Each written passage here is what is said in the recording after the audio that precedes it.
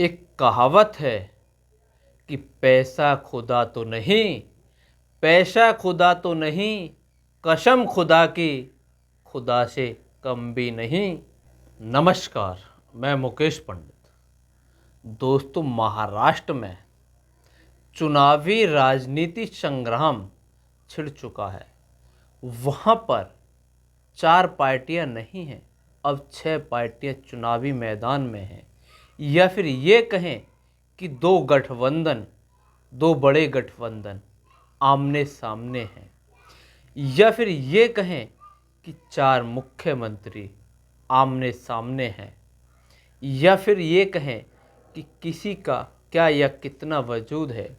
या फिर ये कहें, ये सवाल है कि वहाँ महाराष्ट्र में नितिन गडकरी का क्या हैसियत है, क्या औकात है, या फिर नितिन गडकरी का क्या वर्चस्व है। क्यों नितिन गडकरी महाराष्ट्र की राजनीति से दूर हैं, या दूर कर दिए गए हैं, या दूरी बना रखी है। या फिर महाराष्ट्र की राजनीति में कौन दल या किस गठबंधन में कितनी भूमिका, किसकी कितनी है भारी, किसके दम पर किस गठबंधन की कौन लगाएगा नैया पार। ये सभी सवाल इस वीडियो में आज की में मौजूद रहेंगे और हर सवाल पर या हर तथ्य पर एक एक करके सब पर हम चर्चा अवश्य करेंगे। हर एक पॉइंट महाराष्ट्र की राजनीति के लिए एक अहम है, वहाँ का एक अहम सवाल है। या फिर ये कहें कि महाराष्ट्र की राजनीति वजीरों की है या फिर प्यादों की है। या फिर ये कहें कि अब के महाराष्ट्र की राजनीति में या महाराष्ट्र चुनाव किसकी दिशा या किसका भविष्य, या किसका भविष्य खतरे में है, किस पर लटकी है तलवार, किसका क्या होगा निर्णय इस चुनाव में, किसकी पार्टी बच पाएगी या किसकी पार्टी होगी ख़त्म, यह होगा निर्णय इस चुनाव में। एक कहावत है कि पैसा खुदा तो नहीं, पैसा खुदा तो नहीं, कसम खुदा की, खुदा से कम भी नहीं। ये जो कहावत है ये महाराष्ट्र पर फिट बैठती है, क्योंकि महाराष्ट्र आर्थिक राजधानी है। महाराष्ट्र देश की एक आर्थिक राजधानी है। ये कहें कि महाराष्ट्र देश में सबसे अमीर राज्य है, या फिर महाराष्ट्र में सबसे ज़्यादा पैसा है। ये महाराष्ट्र, हमें ही लगता है कि महाराष्ट्र में पैसा है या अधिक पैसा है। या फिर ये कहें कि महाराष्ट्र अब कर्ज के तले डूब चुका है। आने वाली सरकार के लिए लगभग 10 लाख करोड़ का कर्जा होने वाला है। या फिर आने वाली सरकार को कांटों का ताज सजने वाला है। या फिर ये कहें कि आने वाली सरकार आर्थिक रूप से परेशान होने वाली है, क्योंकि इस समय वर्तमान सरकार, ये कहें एकनाथ शिंदे की सरकार, ये बीजेपी सहयोगी सरकार किस तरीके से चुनाव को लेकर पैसा पानी की तरह बहा रही है। वहीं पर अमित शाह के चेले कहें या अमित शाह का हाथ कहें, एकनाथ शिंदे जो अमित शाह के बहुत ही प्रिय हैं, मगर आरएसएस की हस्तक्षेप के बाद से अमित शाह ने अपना हाथ पीछे खींच लिया है और एकनाथ शिंदे अलग तलग पड़ते हुए नजर आ रहे हैं। वहीं पर संघ इस समय देवेंद्र फडणवीस के साथ खड़ा हुआ नजर आ रहा है और संघ चाहता है कि एकनाथ शिंदे ही मुख्यमंत्री चेहरा हो, या फिर सरकार बहुमत में या पार्टी या संगठन या एनडीए गठबंधन अपने वजूद में आता है या बहुमत प्राप्त कर पाता है, तो उसके मुख्यमंत्री या उस गठबंधन के नेता या भावी मुख्यमंत्री देवेंद्र फडणवीस होंगे? ये संघ का दबाव गुजरात लॉबी पर है या ये कहें कि बीजेपी पर है? क्योंकि बीजेपी इसलिए नहीं कह सकते, गुजरात लॉबी इसलिए कह सकते हैं क्योंकि महाराष्ट्र में जिस व्यक्ति का एक कद है, वो व्यक्ति दिल्ली और हरियाणा में बैठा है, एक छोटी छोटी मीटिंगें कर रहा है, अपने डिपार्टमेंट के लोगों से मिलना जुलना हो रहा है। उसका इस समय महाराष्ट्र की राजनीति में कोई हस्तक्षेप नहीं है।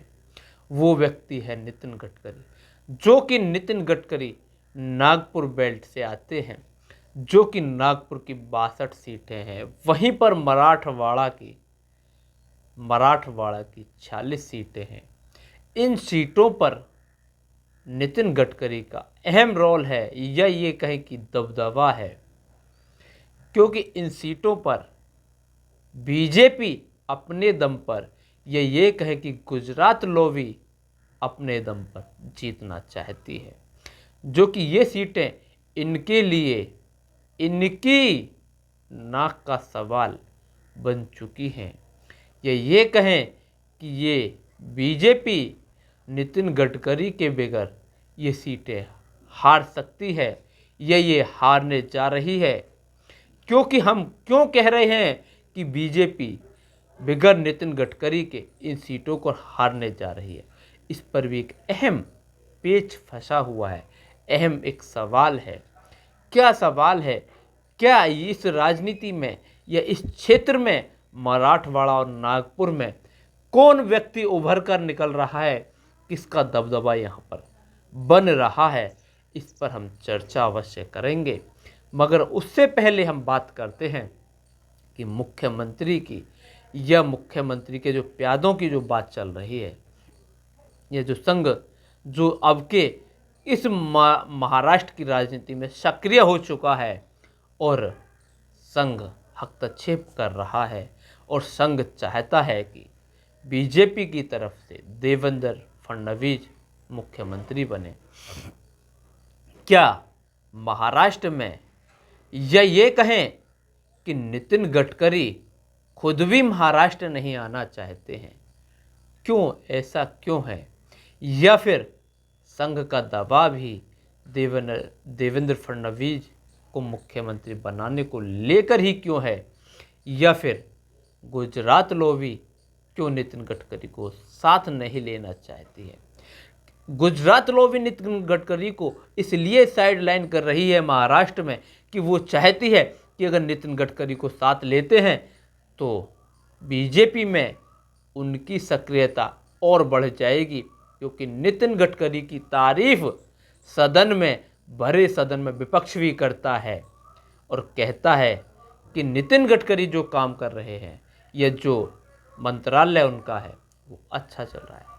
मगर बेशक से टोल अधिक हैं या वसूली अधिक हो रही है, मगर वर्तमान सरकार में सबसे अच्छा व्यवहार किसी का है तो वो नितिन गडकरी का है। और नितिन गडकरी इसलिए भी महाराष्ट्र में कोई हस्तक्षेप नहीं करना चाहते कि वो चाहते हैं कि जो जिस तरीके से महाराष्ट्र में जोड़ तोड़ की सरकार बनाई गई, जिस तरीके से ईडी सीबीआई का साथ या सहयोग के सहारे से जो कि खरीद फरोख्त की जाती है, नितिन गडकरी उसके समर्थन में नहीं है और नितिन गडकरी नहीं चाहते कि इस तरह की नीतियां चलें। वो एक साफ और अपनी विकास की राजनीति या एजेंडे के साथ काम करना चाहते हैं और वो इसी को महत्व देते हैं। वो नहीं चाहते जो ये गुजरात लॉबी या गुजरात के दो गुरु और चेला हैं, इस तरह की राजनीति को वो पसंद नहीं करते हैं।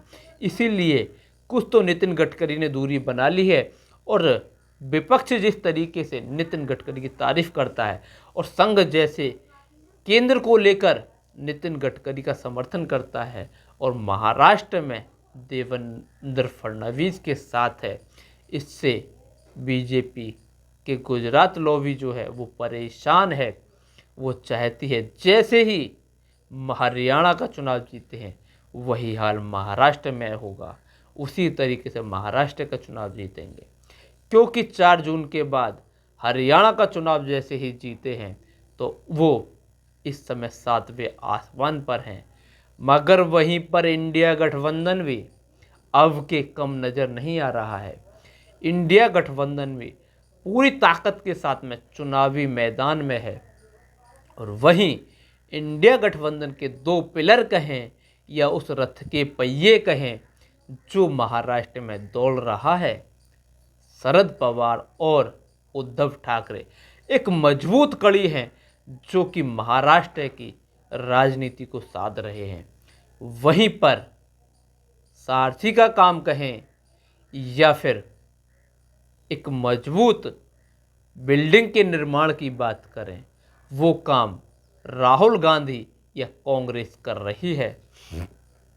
महाराष्ट्र की जीत में इंडिया गठबंधन के लिए हार जीत का सवाल अब के राहुल गांधी के हाथ में है, क्योंकि जिस तरीके से हरियाणा में कांग्रेस चुनाव हारी और वही महाराष्ट्र में या महाराष्ट्र के लोकसभा चुनाव में कांग्रेस ने जो प्रदर्शन किया है या इंडिया गठबंधन ने जो प्रदर्शन किया है वो लाजवाब है। 48 सीटों में से जिस तरीके से 30 सीट पर इंडिया गठबंधन काबिज हुआ है, 13 सीट पर जिस तरीके से कांग्रेस जीती है, बाकी 17 सीट पर शरद पवार और उद्धव ठाकरे जीत कर आए हैं। उस तरीके से इंडिया गठबंधन वर्तमान में लीड लिए हुए है, और वहीं पर 40 में से 17 पर एनडीए गठबंधन सिमटता हुआ नजर आया। ये कहें कि 48 में से मात्र 17 सीट पर एनडीए गठबंधन था। वहीं पर इंडिया और एनडीए गठबंधन में जो आमने सामने की स्पर्धा है या ये कहें कि आमने सामने की राजनीतिक लड़ाई है, वही शरद पवार के सामने एनसीपी बना एनसीपी, शरद पवार के सामने अजित पवार हैं जो कि शरद पवार से काफ़ी कमज़ोर या काफ़ी पीछे नज़र आते हैं। वहीं पर हिंदुत्व की बात करने वाले शिवसेना आमने सामने है। वहीं पर शिवसेना उद्धव ठाकरे, वहीं पर शिवसेना के एकनाथ शिंदे हैं। वहीं उद्धव ठाकरे एकनाथ शिंदे से आगे खड़े नजर आते हैं। वहीं पर लोकसभा चुनाव के नतीजे हों या वर्तमान की स्थिति हो, बीजेपी हो या कोई भी विपक्षी दल हो, सबसे आगे कांग्रेस खड़ी है, जो कि लगभग या जो कि लोकसभा के नतीजों में 13 सीटें जो जीत कर आई या 13 सीटों की जो लीड लेकर आई वो कांग्रेस के पास है। इसीलिए महाराष्ट्र की राजनीति या महाराष्ट्र की सरकार की चाबी कहें या महाराष्ट्र जो है वो कांग्रेस के हाथ में है, क्योंकि अगर कांग्रेस या राहुल गांधी सीट बंटवारा सही से करते हैं और सीट बंटवारा तो सही से हो ही रहा है या हो ही जाएगा, मगर अहम भूमिका तो या अहम बात तो वो है जो कि कांग्रेस हमेशा गलती करती है। वो गलती यहाँ करती है जो कि टिकट बंटवारा या जो अपने प्रत्याशी मैदान में उतारती है। अगर कांग्रेस अच्छे प्रत्याशियों को ही मैदान में उतारती है और अपने गुटबाजी से पार पाती है, और वहीं अगर आमने सामने बीजेपी बना कांग्रेस होता है तो वहाँ कांग्रेस में गुटबाजी अधिक हो जाती है। जहाँ कांग्रेस गठबंधन में होती है वहाँ गुटबाजी भी नज़र नहीं आती है। मगर अब अहम भूमिका प्रत्याशियों पर है। अगर इस तरीके से कांग्रेस लीड ले पाती है या नितिन गडकरी कोई हस्तक्षेप नहीं है महाराष्ट्र में, और वही क्षेत्र जहाँ से नितिन गडकरी आते हैं और देवेंद्र फडणवीस आते हैं, उस क्षेत्र में लगातार कांग्रेस कहें या राहुल गांधी कहें या राहुल गांधी की भारत जोड़ो न्याय यात्रा हो, वहाँ होकर जो गुजरी है, या वो जो क्षेत्र है उस क्षेत्र में कांग्रेस लगातार मजबूत होती जा रही है, यह मजबूत स्थिति बनाए हुए है। उसको लेकर या वो चीज़ें देखते हुए या वहाँ की जो लोकलिटियों से जो जानकारी जो प्राप्त हुई है उसको लेकर यही या इसी नतीजे पर पहुँचते हैं। वहाँ इंडिया गठबंधन ताकतवर है और इंडिया गठबंधन दिन प्रतिदिन ताकतवर होता नजर आ रहा है। वहीं पर एक एनडीए गठबंधन के लिए एक समस्या उत्पन्न हो गई है। ये कहें कि इंडिया गठबंधन में कोई समस्या नहीं है, क्योंकि जो समस्याएं वहाँ उत्पन्न हो रही हैं या नहीं हैं वो क्या है वो हम अब जानते हैं। एनडीए गठबंधन में मुख्यमंत्री की कुर्सी को लेकर लगातार उंगलियां उठ रही हैं एक दूसरे पर।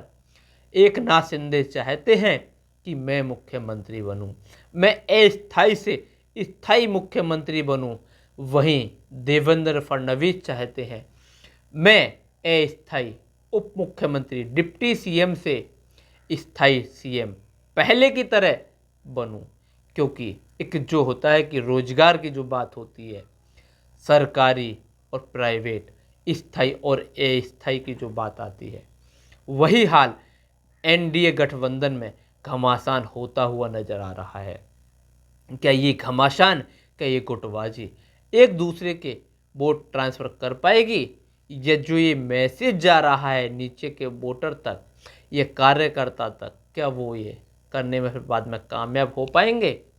जिस तरीके से बीजेपी एक नाथ शिंदे की कुर्सी के पैर खींच रही है और जिस तरीके से एक नाथ शिंदे बीजेपी के पैर खींच रहे हैं, क्या वो लग पा रहा है कि लगता है जैसे कि पहले से कमज़ोर थे और लगातार एक दूसरे को कमज़ोर कर रहे हैं? क्या बीजेपी वहाँ चुनाव जीत पाएगी? वहीं एक अहम कहानी या अहम पेच जो फंसा हुआ है वो ये है कि बीजेपी हिंदुत्व का एजेंडा लेकर चलती है, वहीं शिवसेना भी हिंदुत्व का एजेंडा, वहीं अजीत पवार जो सेकुलरिटी की जो बात करते हैं, क्या वो अपने वोट शरद पवार वाली जो पार्टी को तोड़कर अजीत पवार अपना अलग जो दल बनाया है, क्या वो एनडीए गठबंधन के लिए अपना वोट ट्रांसफ़र कर पाएंगे? वो होता हुआ नजर नहीं आ रहा है।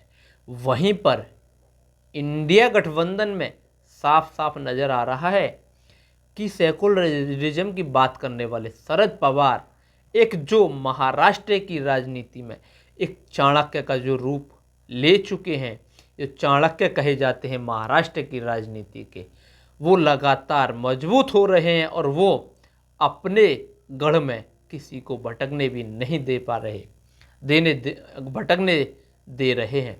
वहीं पर उद्धव ठाकरे जो कि हिंदुत्व का एजेंडा जो लेकर चल रहे हैं, वो भी अपने कार्यकर्ताओं तक, अपने वोटरों तक साफ मैसेज पहुंचा चुके हैं।